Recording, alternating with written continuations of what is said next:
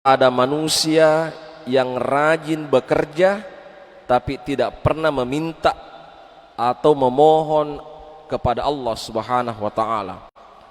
Golongan ini disebut mutakabbir, sombong. Dia rajin bekerja mencari rezeki tapi tidak pernah ibadah, tidak pernah berdoa kepada Allah Subhanahu wa taala. Ini dicap, dibenci oleh Allah. Yang kedua, ada golongan yang rajin sekali berdoa, rajin sekali meminta kepada Allah, tapi malas bekerja. Ini juga golongan dibenci oleh Allah Subhanahu wa taala. Golongan yang ketiga adalah golongan inilah yang dicintai Allah, rajin bekerja, rajin juga meminta kepada Allah Subhanahu wa taala. Ada yang pernah bertanya kepada saya, Ustaz, betulkah ini ayat wa qala rabbukum ud'uni astajib lakum? Maksudnya Bu, kita ragu dengan ayat ini. Begini Ustaz, ini kan terjemahannya kata Allah, mintalah kepada aku pasti kabulkan. Saya ini punya doa 20 tahun yang lalu sampai hari ini belum dikabulkan Ustaz. Apa itu Bu? Keturunan, anak.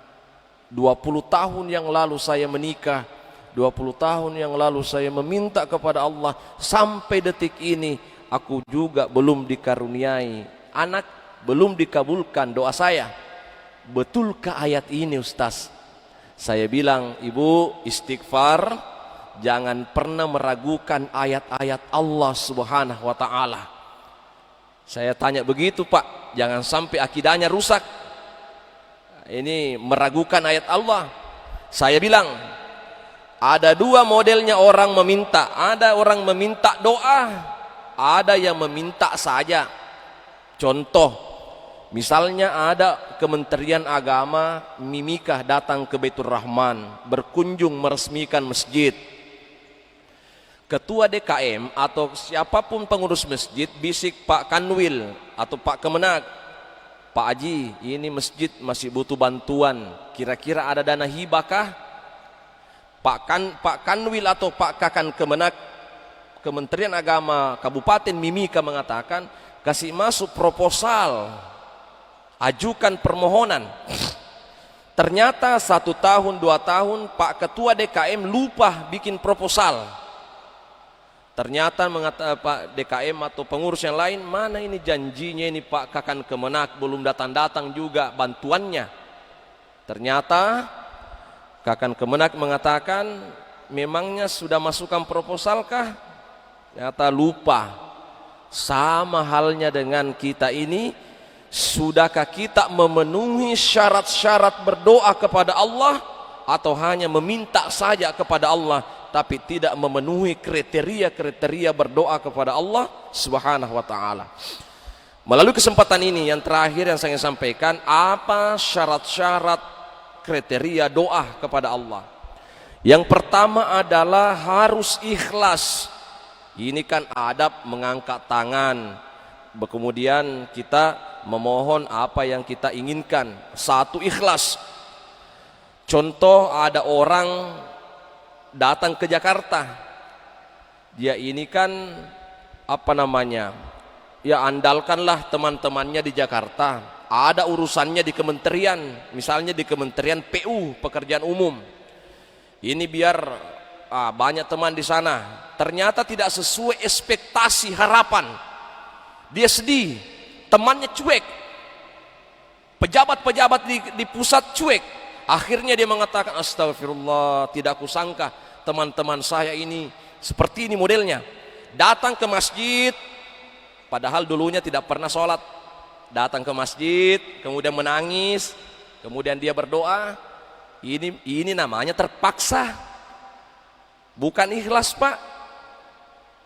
Karena keadaan terpaksa dia berdoa, ya Allah mudahkanlah rezeki saya, mudah-mudahan saya punya urusan mudah. Ini terpaksa karena nanti ada masalahnya baru sholat, nanti ada masalahnya baru berdoa. Dulu waktu tidak ada masalah tidak pernah berdoa. Setelah salam langsung keluar di masjid. Yang kedua, harus yakin. Yakin. Ada kan orang kira-kira begini Pak, menulis proposal kepada yang terhormat Kakan Kemenak Kabupaten Mimika, mohon bantuannya sekian ya. Tapi ada tulisan di bawah, kalau sekiranya tidak mampu bantu ya tidak apa-apa Pak Haji. Misalnya kalau tidak mampu tidak apa-apa, tidak dibantu. Ini meragukan Kakan Kemenak, tersinggung orang.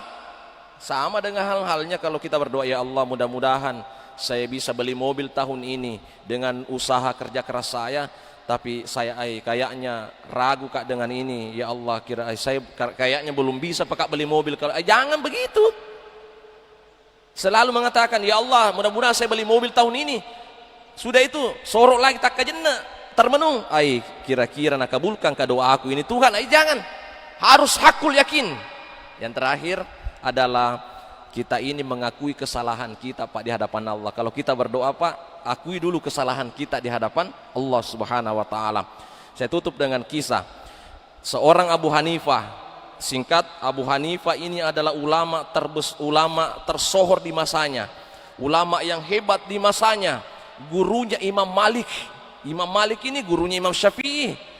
Abu Hanifah ini berjalan di suatu tempat, singgah di masjid, sholat. Setelah sholat, takmir masjid, ingin menutup pintu masjid. Ternyata Abu Hanifah tinggal istirahat, diusir oleh takmir masjid.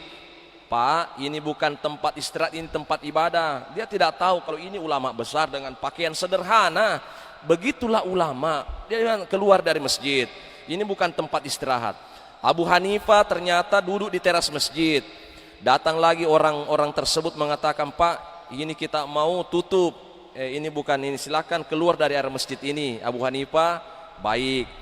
Tiba-tiba ada penjual roti lewat di depan masjid. Lalu mengatakan, Pak, di sini saja berteduh di bawah pohon. Di bawah pohon. Dalam kisah tersebut, Abu Hanifah menyapanya. Kemudian dia melihat adonan roti yang selalu diaduk penjual roti ini sambil beristighfar. Dia hanya mengatakan di sini istirahat, duduk. Penjual roti ini tidak pernah lagi menyapa. Sambil astagfirullah, astagfirullah, astagfirullah. Itu terus sambil bikin kue, astagfirullah, astagfirullah, astagfirullah. Abu Hanifah bingung, heran, luar biasa ini orang. Pak, kira-kira ada manfaatnya istighfar itu dalam diri kita? Kira-kira apa faedahnya? Banyak sekali, wahai si fulan. Apa salah satunya? Seluruh doa-doaku diterima oleh Allah Subhanahu wa taala.